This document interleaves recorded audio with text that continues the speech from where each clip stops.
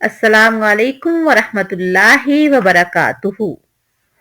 आज हम सुबहान अल्लाहि व बिहम्दिही सुबहान अल्लाहिल अजीम की फजीलत और अहमियत के बारे में पढ़ते हैं। इसके बारे में एक हदीस मुबारका है।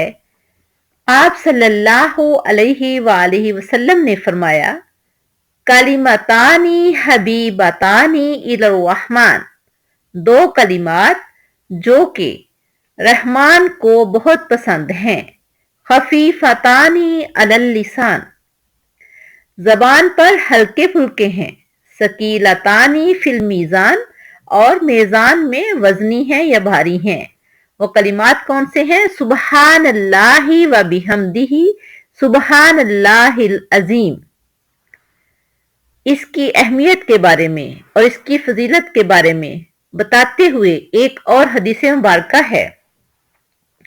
एक सहाबी रसूल सल्लल्लाहु अलैहि वसल्लम आप सल्लल्लाहु अलैहि वसल्लम की खिदमत अक़दस में हाजिर हुए और इज्जत की तंगी के बारे में बताते हुए अर्ज की, ए अल्लाह के रसूल सल्लल्लाहु अलैहि वसल्लम, दुनिया ने मुझसे पीठ फेर ली है, यानी मेरे माली हालात अच्छे नहीं हैं, मुझे मालो दौलत की परेशानी है।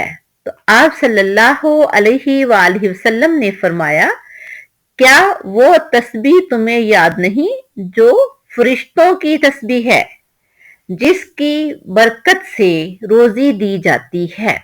और वह तस्बीह कौन सी आप सल्लल्लाहु अलैहि वसल्लम ने बताई? प्यारे पैगंबर सल्लल्लाहु अलैहि वसल्लम ने फरमाया, सुबहान अल्लाहि व बिहम्दिही सुबहान अल्लाहिल अजीम। और इसको पढ़ने का जो तरीका है वो ये है कि फजर की नमाज के बाद शुरू और आखिर में 3-3 दफा दुरूद इब्राहिमी पढ़ना है और एक तस्बीह सुबहान अल्लाहि व बिहम्दिही सुबहान अल्लाहिल अजीम की करनी है, यानी 100 दफा सुबहान अल्लाहि व बिहम्दिही सुबहान अल्लाहिल अजीम पढ़ना है और शुरू और आखिर में 3-3 दफा दुरूद इब्राहिमी पढ़ना है।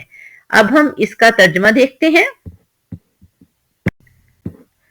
पाक है अल्लाह और सब तारीफ उसी के लिए है। पाक है अल्लाह बहुत अजमत वाला। हमें चाहिए कि हम यकीन रखते हुए इस वजीफे को पढ़ें और अल्लाह की रहमत से फैज़याब हों। अल्लाह हाफिज।